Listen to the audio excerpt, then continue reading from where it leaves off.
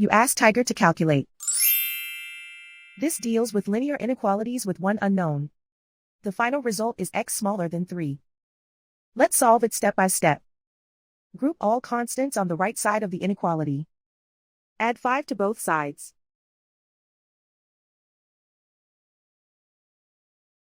Simplify the arithmetic.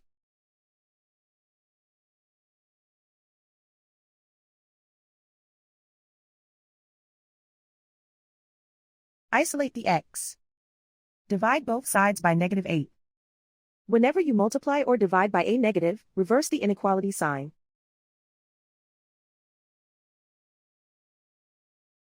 Cancel out the negatives.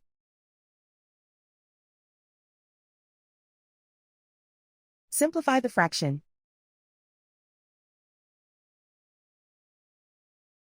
Cancel out the negatives.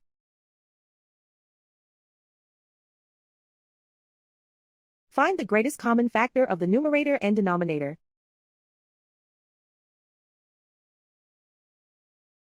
Factor out and cancel the greatest common factor.